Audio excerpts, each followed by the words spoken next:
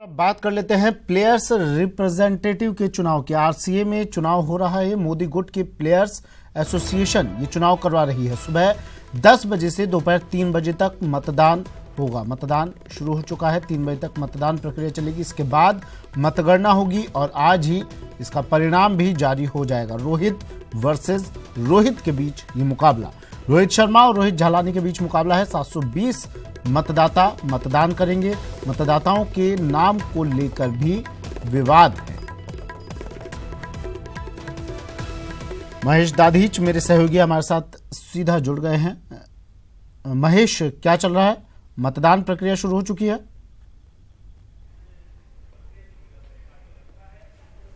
बिल्कुल बताना चाहूँगा कि देखिए आज आरसीए में प्लेयर्स रिप्रेजेंटेटिव के चुनाव हैं और ये चुनाव इसलिए अहम है क्योंकि यहाँ से जो प्रतिनिधि चुना जाएगा वो अपना एक सर्टिफिकेट लेकर के आरसीए के एग्जीक्यूटिव में पहुँचेगा और वहाँ पर अपनी जगह बनाएगा। आरसीए के एग्जीक्यूटिव के लिए 2 पद जो है वो लोढ़ा समिति के अनुसार रखे गए हैं। इन पदों को लेकर के एक एसोसिएशन तो पहले ही अपने जो प्रतिनिधि हैं वो तय कर चुकी है। विनोद माथुर और गंगोत्री का नाम उन्होंने तय कर दिया था।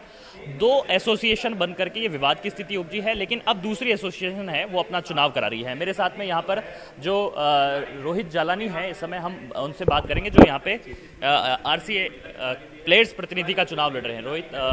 शायद रोहित व्यस्त है, लेकिन 1 मिनट में हम उनसे जुड़ने की यहाँ पर कोशिश कर रही। रोहित, हम आपसे बात कर सकते हैं? रोहित, किस तरह से आप देखते हैं कि रोहित आपसे बात कर लेंगे हम। रोहित झालानी और रोहित शर्मा के बीच में मुकाबला है। दोनों ही पहले आप साथ में खेल चुके हैं। किस तरह से इस चुनावी मुकाबले में आप अपनी देख रहे हैं तस्वीर? मेरा तो ये है कि मैं ये चाहता हूँ कि जितने भी हमारे जो प्लेयर्स हैं वो सबसे पहले तो प्लेयर को चुने। प्लेयर हम दोनों हैं। और दूसरी बात ये है कि मैं चाहता हूँ कि भाई जितना जो चीज़ प्लेयर के साथ होता है जो गलत हुआ है, जैसे मेरे साथ और भी कई प्लेयर्स हैं, तो मैं इतना प्रॉमिस कर सकता हूँ कि मैं किसी के साथ गलत नहीं हूँ। इस चुनाव को किस तरह से वैध माना जाए, क्योंकि अभी भी चुनाव को लेकर के ये असमंजस की स्थिति बनी हुई है कि पहले ही एक एसोसिएशन ने अपने प्रतिनिधि घोषित कर दिए हैं। क्या अब उन प्रतिनिधियों को माना जाएगा या फिर आप में से कोई जीत करके आएगा उस प्रतिनिधि को माना जाएगा? ये तो वो लोग डिसाइड करेंगे। ये तो हम सिर्फ अपना काम कर रहे हैं कि हमको लगता है कि जो हमको जो मौका मिला है खड़ा होने का, हम तो अपना काम कर रहे हैं। बाकी चुनाव को लेकर के किस तरह से कन्विंसिंग किया आप? मैंने तो यही बोला कि अगर सेक्रेटरी एसोसिएशन को जिताना है तो आप नजरिए प्लेयर एसोसिएशन को जिताना है तो फिर प्लेयर को जिताओ। तो प्लेयर्स को जिताने की बात रोहित शर्मा यहाँ पर मजबूती से करते हुए नजर आ रहे हैं। रोहित झालानी हमारे साथ यहाँ पर बने हुए हैं और हम उनसे जानने की यहाँ पर कोशिश करेंगे। रोहित, किस तरह से इस चुनावी मैदान में आप यहाँ पर उतर रहे हैं और किस तरह का वादा आपने अपने खिलाड़ियों से किया?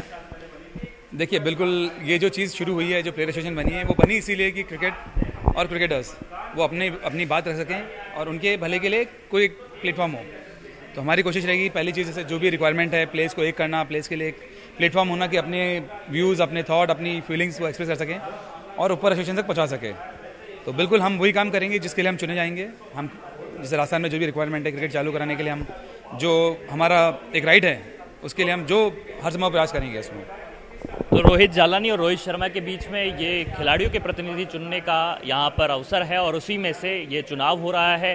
खिलाड़ियों का पहुँचना यहाँ पर शुरू हो गया जो कि अभी वोट डाल रहे हैं और ये जो आज सुबह 10 बजे से प्रक्रिया शुरू हुई है वोटिंग की, वो 3 बजे तक चलेगी। इसके बाद में मतगणना शुरू होगी और जो परिणाम है वो जारी किए जाएंगे। लेकिन फिलहाल ये बात भी ज़रूर यहाँ पर बनी हुई है कि आरसीए में इससे लेकर के विवाद की स्थिति है और इस विवाद पर मैं रोहित आपसे भी जानना चाहूँगा कि आखिर किस प्रतिनिधि को सही माना जाएगा, वो क्या आखिर कोर्ट ही तय करेगा?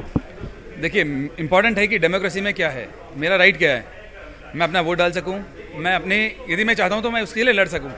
तो जहां मुझे मौका मिल रहा है, जहां डेमोक्रेसी है, मैं उसको सपोर्ट कर रहा हूं। मुझे यहाँ पर राइट है मिलने का, मेरा राइट है वोट डालने का, खड़े होने का, वो मैं मिल रहा हूँ। चलिए, तो प्लेयर्स रिप्रेजेंटेटिव चुनाव हो रहे हैं, मतदान प्रक्रिया शुरू हो चुकी है। शुक्रिया महेश तमाम जानकारी के लिए, तस्वीरें दिखाने के लिए। महेश दाधीच मेरे सहयोगी आरसीए में इस वक्त मौजूद तस्वीरें दिखा रहे थे। मतदान प्रक्रिया चल रही है। 3 बजे तक ये मतदान प्रक्रिया चलेगी और आज ही परिणाम घोषित हो जाएंगे।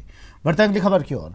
रणथंभौर में बाघों की भिड़ंत। जोन 2 में 2 बाघ आपस में भिड़ गए।